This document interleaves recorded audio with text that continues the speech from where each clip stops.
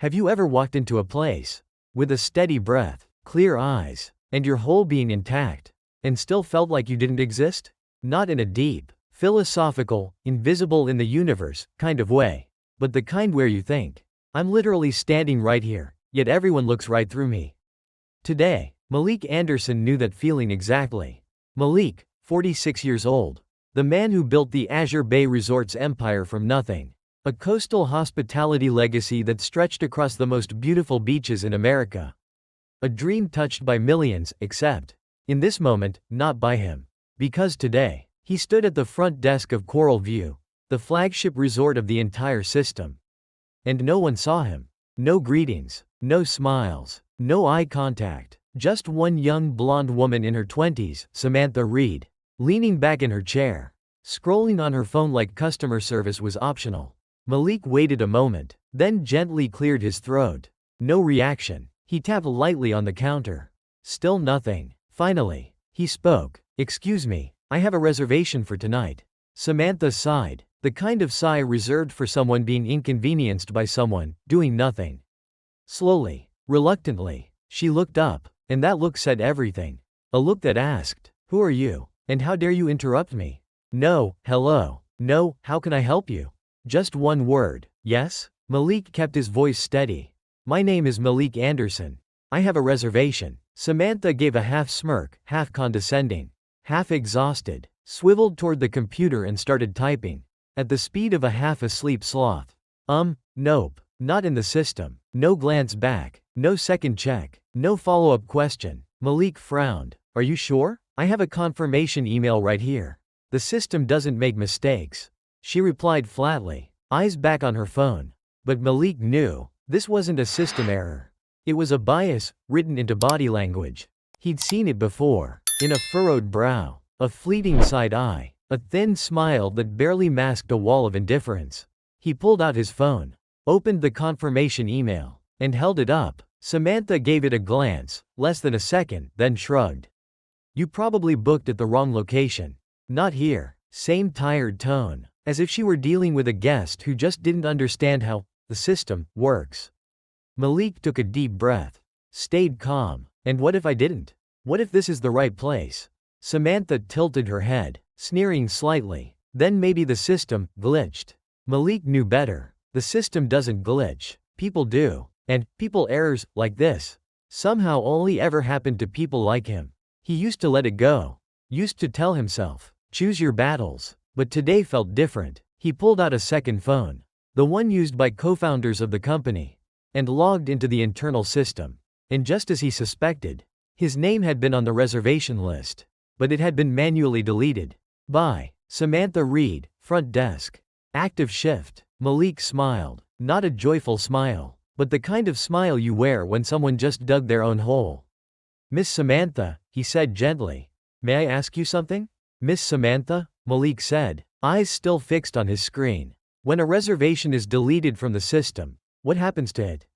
Samantha frowned, puzzled by the odd question. She was still confidently assuming he was just an unusually picky guest.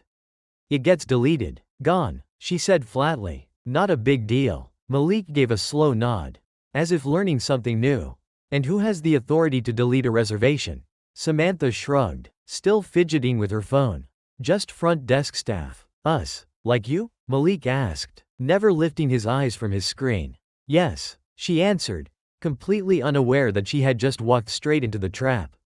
Malik tapped once more on his screen, then slowly turned the phone toward her, placing it gently on the counter. On the screen, system log. Reservation deleted. Samantha Reed. For a moment, her face drained of all color.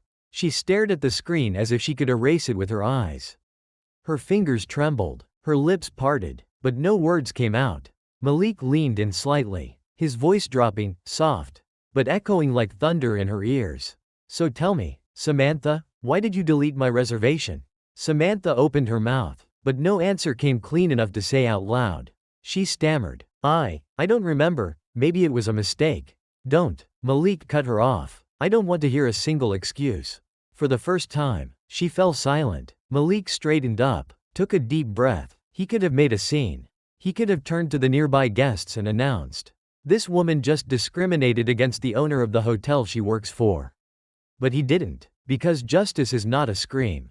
Justice is action, and action requires precision. He rested one hand on the counter, smiled gently, as if nothing had happened. Now then, Samantha, you're going to find me a room. Right now. Immediately. Samantha ducked her head and began typing. But this time, her fingers wavered. The sound of keystrokes betrayed the trembling of fear. Our room 0412. She stammered. Near the service area, close to the employee wing. Malik raised an eyebrow. He knew every corner of this resort. From the oceanfront luxury suites to the dim back rooms where night shift technicians took their breaks. Do you think I don't know what kind of room 0412 is? His voice was no longer soft. Samantha froze. Nearby guests were beginning to sense something was happening. A few turned their heads. A bellboy across the lobby stopped wiping the glass and looked over. Malik leaned in again, locking eyes with the now shaking receptionist. Let me ask you again. Samantha, do I look like someone who doesn't know what's going on? Silence. This time, the silence was so thick, it felt like a confession.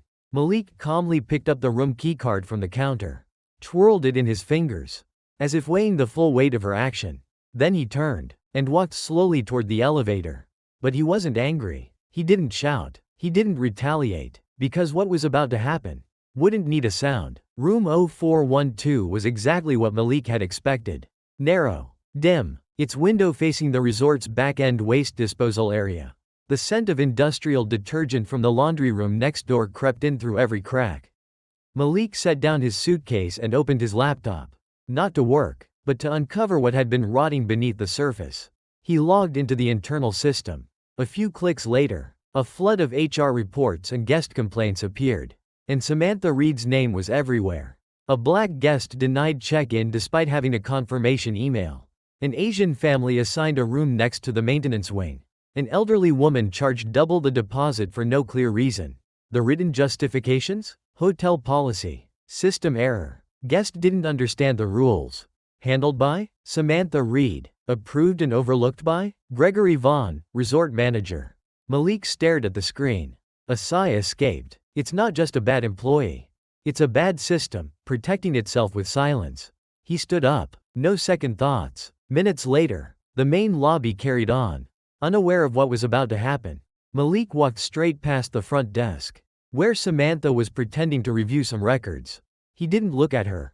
Didn't speak. He headed straight toward the management office. The door behind the Coral View Resort logo. Click. The door opened without a knock. Inside, Gregory Vaughn, a graying man in a crisp white shirt, looked up. Startled. Hello, sir, how can I assist?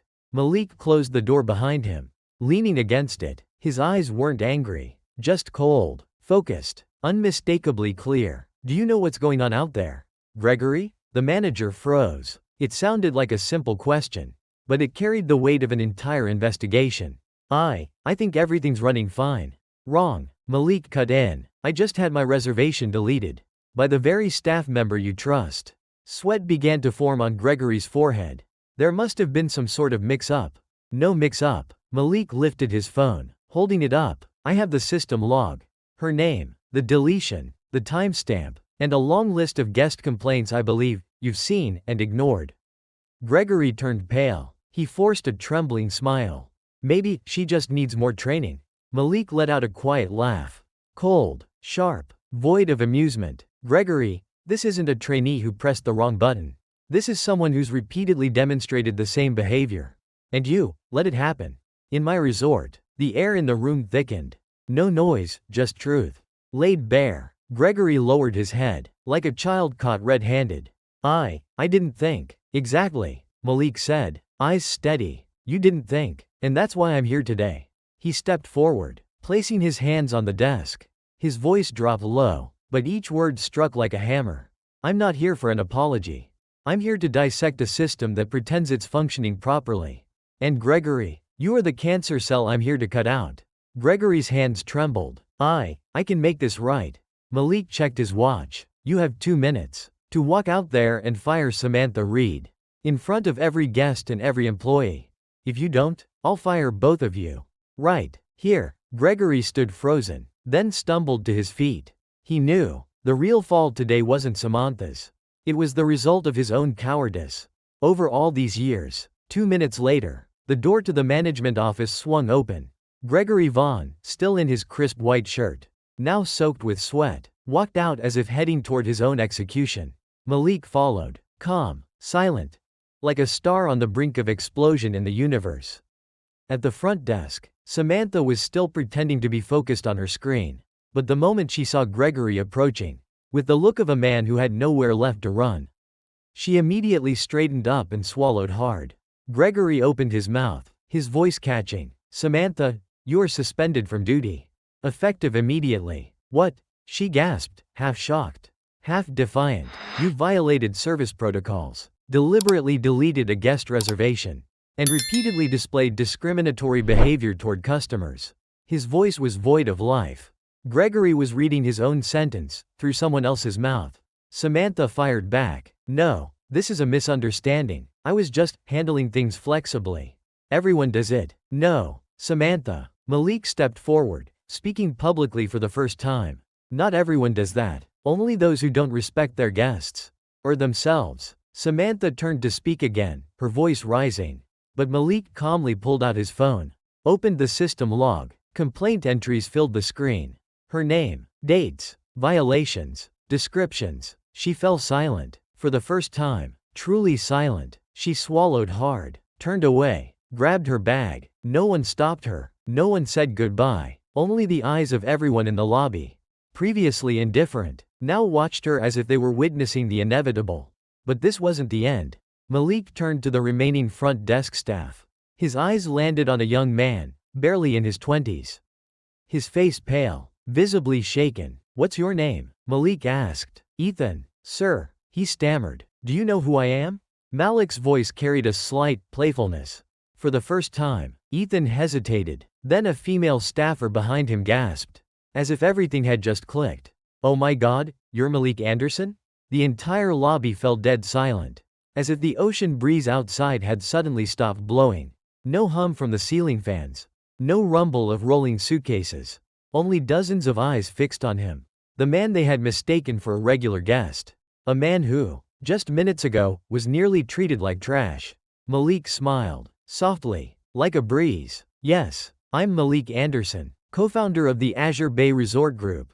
The very place you're working for." He pulled out his phone and dialed. "This is Anderson. Lock down all Coral View bookings. Announce a 48-hour closure for internal audit. Every complaint will be reviewed. Every staff member re-evaluated from scratch. And anyone who doesn't meet our standards will be dismissed immediately." The call ended, and with it, so did many careers. Gregory stood frozen, face white as chalk. I can fix this. I'll start over, please." Malik turned to him, not with anger, just the exhaustion of a trust that had long run dry. "You've had too many chances, Gregory, and you chose silence every time it mattered. Now, you don't need to say anything at all." Malik turned toward the elevator, each step echoing like a drumbeat of justice through the marble lobby. He didn't need to shout. He didn't need applause. He didn't need an apology. Because his presence alone was the answer. The suite door closed behind Malik. Outside, the resort lobby buzzed with whispers, forwarded messages, and stunned glances. But up here, overlooking a still ocean from the upper floors, there was only one man and a laptop. Malik sat down, lifted the lid, and his eyes, no longer burning with anger, held only focus, a quiet coldness, and a trace of sorrow. He hadn't come to confront a receptionist. He'd come to cleanse a system that once bore his name, a name now tarnished. His fingers moved over the keyboard. The internal database unfolded like layers of skin being peeled back. Each staff profile, each shift, each report, laid bare under the audit light. The first entry he addressed. Samantha Reed, status, blacklisted, permanently banned from all Azure Bay properties, ineligible for rehire under any condition. Next, Gregory Vaughn, resort manager, Coral View, status, terminated. Notes: negligence in risk management, enabling staff misconduct, failure to take corrective action. Then he composed an email, addressed to every Azure Bay employee. Subject: from the ground up. This is Malik Anderson. I'm not writing this as a co-founder. I'm writing it as a guest. One who was looked through inside the very resort he helped create. I used to believe our system was good enough.